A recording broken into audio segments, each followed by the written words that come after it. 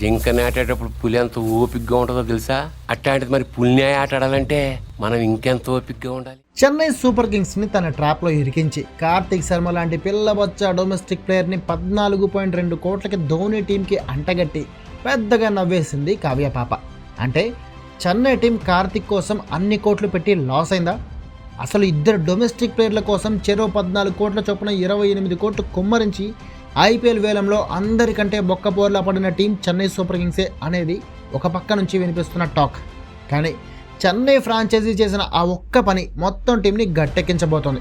ఆ ఒక్క ప్లేయర్ టీంని అద్భుతంగా ఆదుకోవడమే కాకుండా పక్క టీంలకి చుక్కలు చూపించబోతున్నాడు. బట్ కప్పు కొట్టడానికి అది సరిపోతుందా? Hi and hello, welcome to KBK sports. IPL 2026కి అంతా రెడీ అయిపోయింది.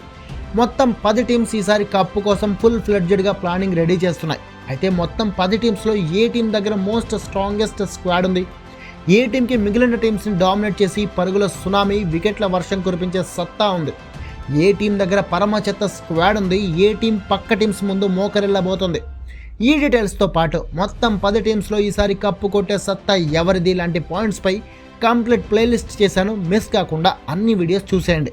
99% ఎంఎస్ ధోనికి ఇదే ఐపీఎల్లో లాస్ట్ సీజన్. మరి అలాంటి సీజన్లో ధోనికి ట్రోఫీ కొట్టి గ్రాండ్గా ఫేర్వెల్ చెప్పాలనే సిఎస్కే ప్లాన్ సక్సెస్ అవుతుందా అంటే 99% నో ఛాన్స్ అనే చెప్పాలి. దాదాపు 3 సీజన్ల నుంచి చెన్నైని పట్టి పెడుతున్న ప్రాబ్లం ఓపెనింగ్ పేర్. ఓ ఎండ్లో కెప్టెన్ రుతురాజ్ ఓకే అనిపించిన, ఇంకో ఎండ్లో రషీద్, రచిన్ రవీంద్ర లాంటి ప్లేయర్లు పెద్దగా పెర్ఫార్మెన్స్ చూపించలేకపోవడంతో టీం చాలాసార్లు గెలవాల్సిన మ్యాచ్లు కూడా ఓడిపోయింది. కానీ ఈసారి చెన్నై టీం సంజు శాంసన్ లాంటి సాలిడ్ ఓపెనర్లే రాజస్థాన్ నుంచి ట్రేడ్ చేసుకుంది. దీంతో ఆ టీం ఓపెనింగ్ కష్టాలన్నింటికీ కంప్లీట్గా ఎండ్ కార్డ్ పడినట్లే అనుకోవచ్చు. దానికి తోడు సంజు ఐపీఎల్ రికార్డు కూడా సాలిడ్గా ఉంది.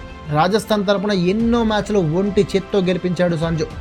బౌండరీల వర్షం కురిపించగల అటాకింగ్ బ్యాటర్. అంటే సంజు రావడం చెన్నైకి పెద్ద ప్లస్ అన్నమాట. కానీ కప్పు కొట్టడానికి ఇది సరిపోతుందా అంటే మాత్రం మాత్రం సరిపోదు అని చెప్పచ్చు. దానికి తోడు ఇటుపక్క ఓపెనింగ్ ప్రాబ్లం తీర్చుకుంది అని చెన్నై ఫ్యాన్స్ హ్యాపీ అయ్యే లోపే బౌలింగ్లో ఉన్న మినిమం స్టార్ ప్లేయర్లను కూడా వదిలేసి అందరికీ షాక్ ఇచ్చింది. ఒక్కసారి స్క్వాడ్ గురించి మాట్లాడుకుంటే బ్యాటింగ్లో ఓపెనింగ్లో రుతురాజ్, సంజు ఫిక్స్.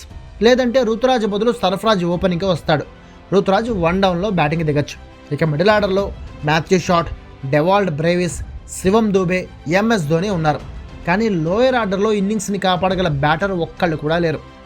ఇదే చెన్నైకి పెద్ద మైనస్ కాబోతుంది. కొత్తగా చెరో 14 కోట్లు పెట్టి కొన్న ప్రశాంత్ వీర్, కార్తిక్ శర్మ పెట్టిన డబ్బులకి న్యాయం చేసి అద్భుతంగా ఆడితే తప్ప చెన్నై మ్యాచ్లు గెలవడం కష్టమే. దీనికి తోడు బౌలింగ్లో చెన్నై ఫ్రాంచైజీ చేసిన పెద్ద బ్లండర్ ఆ టీంని ఇంకా కష్టాల్లోకి నెట్టేసింది అనుకోవచ్చు. అది ఎలాగంటే చెన్నై టీంలో ఉన్న సాలిడ్ అండ్ స్ట్రాంగ్ పేస్ జోడీ పథరానా, ముస్తాఫిజుర్. వీళ్ళిద్దరిని వదులుకోవడమే కాకుండా కనీసం వేలంలో వీళ్ళ కోసం పెద్దగా ట్రై కూడా చేయలేదు చెన్నై ఫ్రాంచైజీ. ప్రస్తుతం చెన్నై దగ్గర ఉన్న పేసర్లు ఎవరంటే Khaleel Ahmed, Mukesh Choudhary, Matt Henry, Nathan Ellis, Jamie Overton. వీళ్ళ 5గురిలోనే అటు ఇటు మార్చుకుంటూ సీజన్ మొత్తం లాక్కు రావాలి. అయితే వీళ్ళలో ఒక్క పేసర్ కూడా మ్యాచ్ విన్నింగ్ పేసర్ కాదు అని మినిమం నాలెడ్జ్ ఉన్న వాళ్ళకు కూడా అర్థమవుతుంది. అంటే మ్యాచ్ విన్నింగ్ పేసర్ లేకుండానే చెన్నై బరిలోకి దిగుతుందన్నమాట. ఇక చెన్నై స్పిన్ డిపార్ట్మెంట్లో కూడా నూర్ అహ్మద్ తప్పితే ఇంకెవ్వరూ పెద్దగా చెప్పుకోదగ్గ ప్లేయర్లు లేరు. రాహుల్ చాహర్ రీసెంట్గా కౌంటీలో రాణిస్తున్న ఐపీఎల్లో ఇప్పటి వరకు అద్భుతమైన పెర్ఫార్మెన్స్ ఇచ్చిన చరిత్ర మనోడికి లేనేలేదు. కాబట్టి రాహుల్ చాహర్ని నమ్మలేం. ఇక మిగిలింది శ్రేయాస్ గోపాల్, అకీల్ హుస్సేన్, కొత్త కుర్రాడు ప్రశాంత్ వీర్. అంటే అటు ఇటుగా స్పిన్ డిపార్ట్మెంట్ భారం అంతా నూర్ అహ్మద్ పైనే ఉందన్నమాట.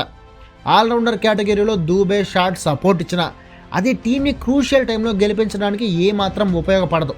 మరి ఇన్ని బొక్కలు పెట్టుకున్న చెన్నై ఈసారి టోర్నీలో ఎంతవరకు ముందుకెళ్ళొచ్చు అంటే నా ఒపీనియన్ ప్రకారం ఏదో మిరాకిల్ జరిగితే తప్ప టాప్ 6 దాటే ఛాన్సులు కనిపించడం లేదు. అంటే ధోని లాస్ట్ సీజన్ కూడా ట్రోఫీ లేకుండానే వెళ్ళిపోబోతున్నాడు అన్నమాట. చెన్నై ఫ్యాన్స్కి బాధగా అనిపించినా ఇదే నిజం.